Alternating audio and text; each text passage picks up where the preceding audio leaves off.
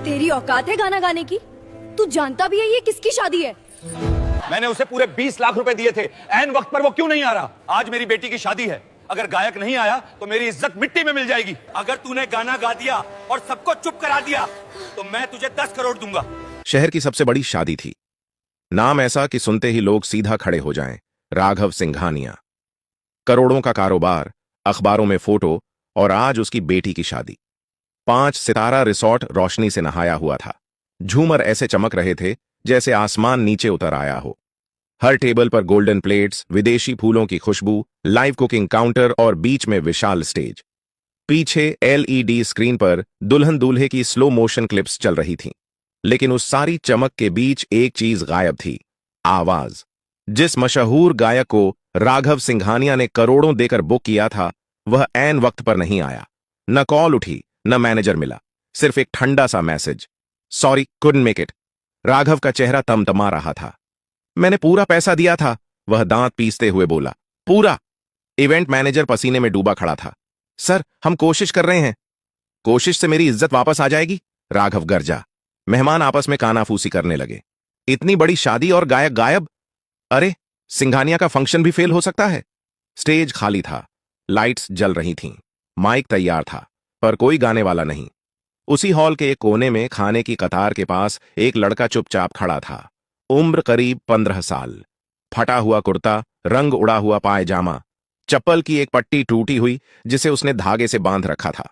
वह मेहमान नहीं था, वह स्टाफ भी नहीं था। असल में किसी ने उसे नोटिस ही नहीं किया था। वह बस खाना खा रहा था, धीरे धीरे, जैसे डर हो कि कोई देख न ले। उसका नाम था आरव।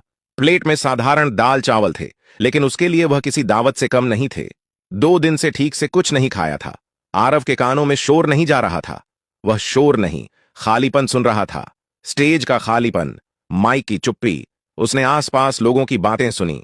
गायक नहीं आया, इतना पैसा डूब गया। अब बेटी की शादी याद रखी जाएगी, शर्म के लिए। आरव ने खाना खाते खाते सिर उठाया। उसकी नजर स्टेज पर टिक गई। उसने ऐसा स्टेज पहले भी देखा था, टीवी पर, मोबाइल दुकानों के बाहर लगे स्क्रीन पर, कभी कभी मंदिर के भजन कार्यक्रम में। उसके गले में हल्की सी हरकत हुई, जैसे कोई सुर अंदर से धक्का दे रहा हो। उसकी मां कहा करती थी, तू जब गाता है ना, तो लगता है भूख भी चुप हो जाती है। आरव ने प्लेट नीचे रख दी, हाथ कपड़े से पोंछे। दिल जोर जोर से धड़कने लगा। वह जानता था, वह फटा कपड़ा पहने है, वह इस जगह का नहीं है, वह करोड़पति के सामने खड़ा होने लायक नहीं है। लेकिन वह यह भी जानता था, वह गा सकता है। अचानक उसने खुद को चलते हुए पाया। एक कदम, फिर दूसरा। लोगों के बीच से गुजरता हुआ वह सीधे राघव सिंघानिया के सामने आकर रुक गया। राघव किसी पर चिल्ला रहा था। तभी एक धीमी लेकिन साफ आवाज बीच में आई, साहब, अगर आप चाहें तो मैं गा दूं।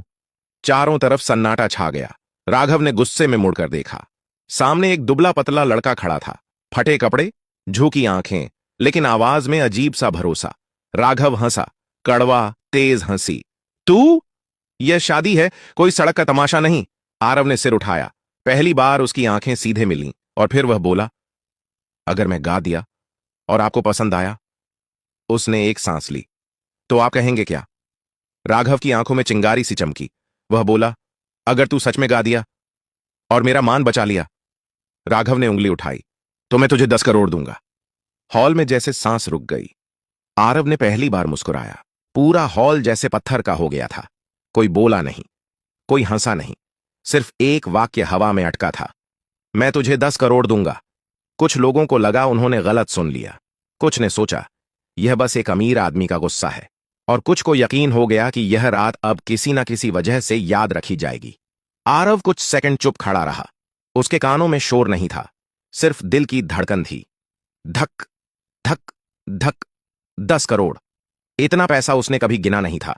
उसने तो 100 का नोट भी उधार में देखा था। लेकिन वह पैसे के बारे में नहीं सोच रहा था। वह सोच रहा था मौका।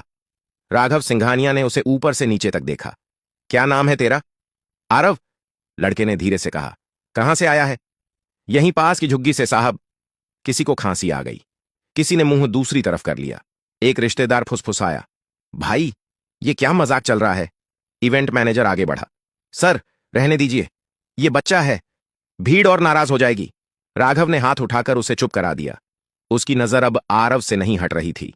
सुन, राघव ने कहा, अगर तू फेल हुआ ना तो लोग कहेंगे सिंघानिया ने अपनी बेटी की शादी सर्कस बना दी। आरव ने सिर हिलाया। समझता हूं साहब। डरेगा नहीं? आरव ने हल्की सी सांस ली। डर तो लगता है, लेकिन गाने से कम। पहली बार राघव की भौहें थोड़ी ढीली पड़ीं। एक बुजुर्ग मेहमान बोला, अरे छोड़िए, बच्चे का दिल टूट जाएगा। पीछे से किसी ने ताना मारा, झुग्गी का लड़का और 10 करोड़। वाह! आरव की उंगलियां मुट्ठी में भींच गईं। उसे ये बातें नई नहीं लगीं। स्कूल छोड़ा था तो यही सुना था, रेलवे स्टेशन पर गाता था तो यही। लेकिन आज पीछे हटने का मतलब सिर्फ उसका नहीं था। आज एक शादी दांव पर थी। क्या गाएगा? डीजे ने ऊपर से पूछा। आरव ने स्टेज की तरफ देखा। माइक चमक रहा था।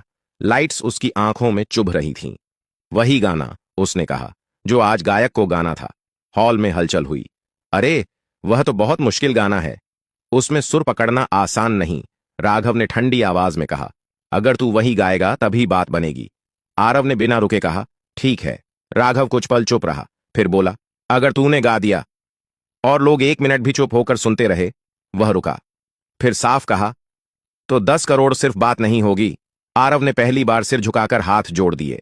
पैसे नहीं चाहिए साहब। पूरा हॉल चौंक गया। तो क्या चाहिए? आरव ने माइक की तरफ देखते हुए कहा, बस एक मौका। राघव ने गहरी सांस ली, फिर स्टेज की तरफ इशारा किया। जा, आज देख लेते हैं आवाज कपड़ों से बड़ी होती है या नहीं।